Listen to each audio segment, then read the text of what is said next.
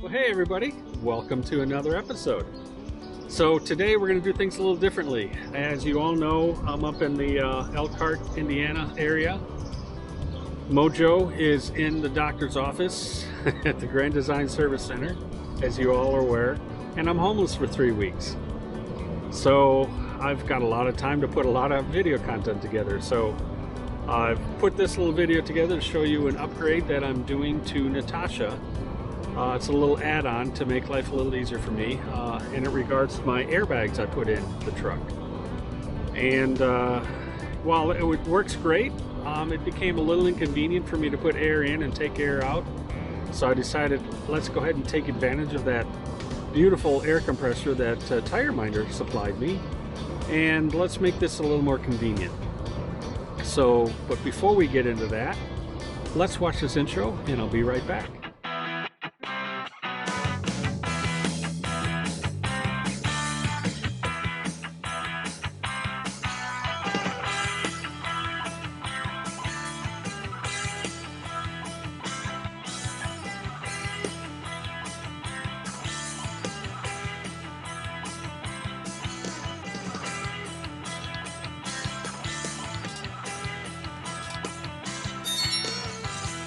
So as you all may recall, I installed these two, what are they called here? Not Zerks, the Schrader valves right here for the airbags.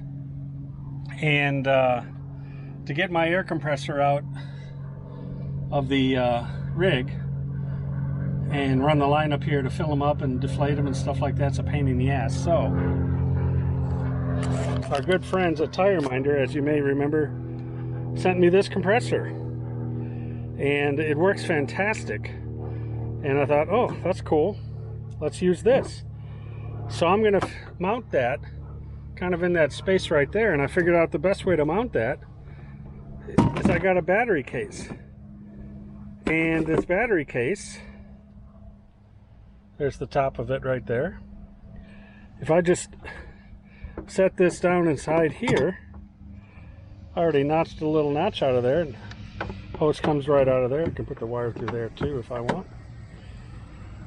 And then the cover goes on top. Boom! I got an air compressor inside a battery case, watertight. Although I don't need that because the cover's always on. And it'll sit right there. And I'll tap in the power right here somewhere and pull power and plug it in and unplug it when I'm not using it. Perfect, right? So I won't bore you with all the mounting, the screwing, and the wiring. I will tell you I'm going to use little connections like this to connect it together. Quick, easy connect and disconnect. And that should work perfect right there. So let me get to it and I'll show you how it works when we're all done. Okay guys, I have to be honest, I ran into a roadblock on my initial plan. I thought I was going to be able to tap power from just outside of this plug here that I use for my trailer, and I discovered something on the Ford Super Duties that I was unaware of. Maybe you guys knew this, I didn't. So the orange and white wire that comes out of the back of that, which is the neutral or the ground and the power, that supplies power to that plug for all the lights and the brakes and all that kind of stuff. Sadly, you can't get a clean 12 volts off of it, and here's why. I learned that because this has a factory installed brake controller, as you see right here, that essentially takes that orange and white wire and makes it just a power control. And what does that mean? Well, that means that in order for you to get 12 volts out of there, I need to have the brakes, the trailer connected and the brakes applied, because it sends a signal all the way down through the brakes and then comes on back, and then it has the 12 volts through the system. Obviously, that's impractical to plug in the trailer every time I want to use the compressor and get a clean 12 volts. So needless to say, getting 12 volts out of this connector here is not going to work. And this lower connector, as you all may know, is for cameras and things of that nature. So there's no clean 12 volts there. So I had to go ahead and run clean 12 volts all the way from the front. And I thought, well, I want to have a 30 amps because I want to have high amperage for this compressor. And in addition to that, it would have been nice to be switchable. Well, as we all know in the Super Duties, we have these auxiliary switches, or upfitter switches they call them, and you can tap into one of those. Well, I'm using 3 of them already, so there's 3 left, and I decided to go to number 5, which was 30 amps. 6 isn't really full 30 amps. You can adjust it, and it can be on with power or off with still have power when the truck is off. However, I wanted to save that for something else. So what I decided to do is I ran number 4 and number 5 back here, and let me show you what that's all about. So first, let me show you what I have for my upfitter switches right now. First of all, number 1 I have, and you see it's on, which is the dash cam. So every time the vehicle goes on, the dash cam goes on. The second upfitter switch here, number 2, that powers or turns on the charger for the Tire Minder system right here. And I don't have the truck running, so these aren't going to fire up. And number 3 is for the display for the backup camera and the side cameras, the Furion system that I have on the rig. So I can see actually all the way around my rig with this. So that's number 3. And I should back up and say that number 1 is also tied into the hotspot here, which is my Verizon wireless hotspot that gives me Wi-Fi in the truck here. So turn those 2 back off. So number 4 and number 5 is what I wired up to the back of the truck, and let me tell you why. So number 5 is what we're going to have the compressor on, and number 4 I put back there for future use. So in the future, I'm considering putting a tank, an air tank back there mounted underneath the truck on the frame, and adding nice big air horns. So number 4 will be my air horns. Again, number 6 I didn't tap into. 6 we have a little flexibility, at least on my truck, as I read the manual of what I can do with that. And so I'm leaving that one open for now. And if I ever add something to that, I'll let you guys know. But these are my upfitter switches that are common in the Ford truck. Sorry, my wire's kind of hanging out here. But so I've got the Tire Minder system, the Wi-Fi, the camera or the display for the cameras on the rig, and then my dash cam right there. And that's what all these upfitter switches do. So 4 and 5 is what we've tapped into, and 5 is the compressor back there. So up under the hood in the truck, as you all know, if you've got a Super Duty, you got 2 batteries. You got one here and one over on the other side over there. But under this fuse box right here, if you dig down underneath it, I pulled them up here so you guys can see, is some wires. I pulled a couple up here, and there's a label right here. You can kind of see that. It tells you where it goes to. So also in the manual, it'll tell you what these are. However, let me caution you. The manual, the way it's printed, is incorrect. The color code in the manual does not match this tag. So don't go by that. And the color code on the manual also doesn't correspond to the upfitter switches. So go by this tag. This tag is correct. And it'll tell you what color wires are and what switch it goes to. So as you see here, I've wired into that. I put my clean ground or negative right here on the battery, and I loom all the work I've done. So all the stuff I've done previously to like my dash, this is all loomed in here, so it kind of looks like a factory install. And now this is what I've got going to the back of the truck right here, this wire loom here. So I've got the ground, and then number 5 and number 4 upfitter switch wires inside this loom. And I've got that going, let me angle this. So I've got that going all the way across here. And then going down behind the fender well here, and then along the chassis, underneath, all the way along, and then behind the frame, and then it comes out inside this fender here and comes up from there. And I added the plug right there. So you see I've got a 12 volt plug right here, and now I've got clean 12 volts back here, 30 amps. When the truck is running, we've got a clean power. So let me show you the setup once it's all in here. The battery box, as I mentioned, is going to go right there, mounted. And then, as I mentioned, the cover goes on top and locks it down and keeps it watertight and everything else. Now the compressor does not need to be watertight. This actually can get water on it.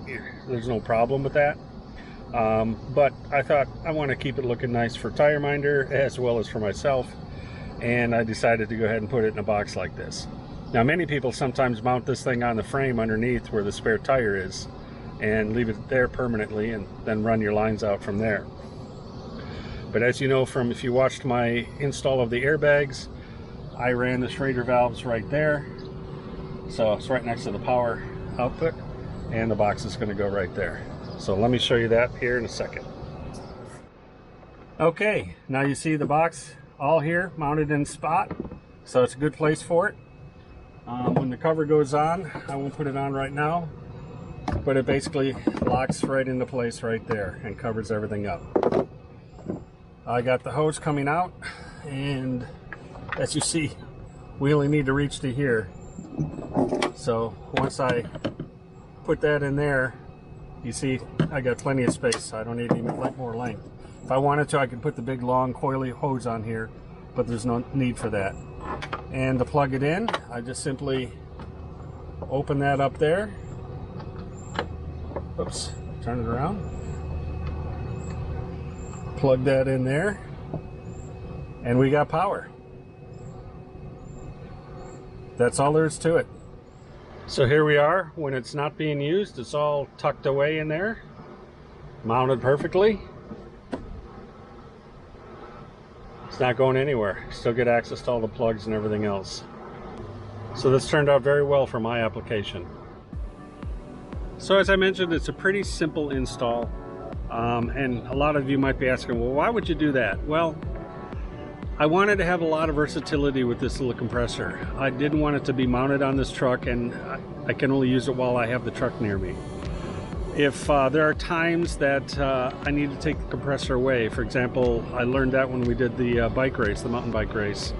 It would have been nice to have that compressor, be able to pull that out, because there was another group out there by their cars, and instead of say, hey, everybody come to my truck, I'll fill you up, I could take the compressor, which I did, took my compressor, plugged it into their battery right there, and boom, topped off everybody's tires. So there's going to be occasions where you're going to want to be able to take the compressor away from the vehicle, or not, you don't have the vehicle with you, if you need to loan it to a friend or somebody like that because they want to air up their tires or bikes or whatever.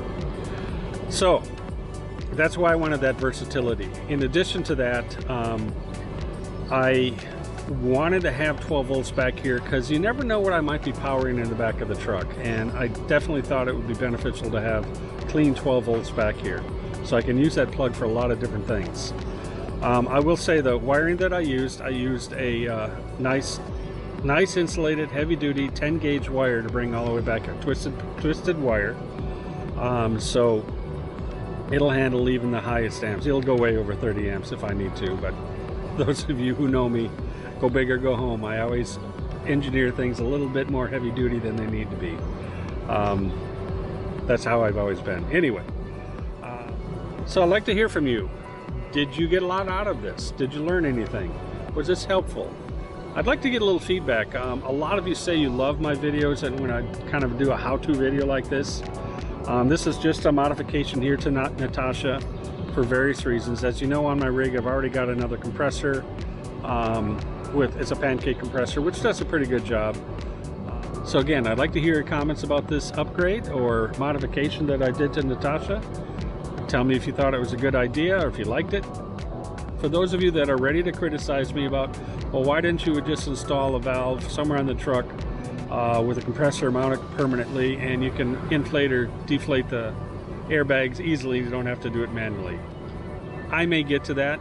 Call me cheap. I just didn't want to pay the $200 and some odd for the kit to do that. I know I could probably create one or make one a lot cheaper. In fact, I'm even thinking about making my own that I can control from my phone.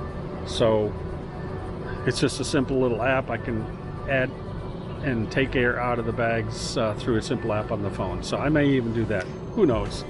Or I'll go to a simple route and I'll just create something simple that I have a button up in the dash and I can inflate it as I'm running down the road if I want to. Which I know if you buy that kit that you have that ability to do that, and I may go there, but I wanted to have a little versatility with this. It works fine. The couple minutes it takes to take the air out of the bags and put air in there, especially with the compressor right there, not a big deal. It's going to be very, very simple. And you don't want to ride around in this truck with 60 pounds or whatever of air in those bags. It gets to be a rough ride. You want to basically get it back down to, I keep it around 8 pounds, 5 to 8 pounds when I don't have the trailer connected. So hope this was helpful. Once again, as I always say, don't forget to hit that little like, subscribe, and ring that little bell to let you know I'm putting out another video. As always, I appreciate your attention, appreciate you hitting those like buttons, and make it a great bucket list day. Goodbye.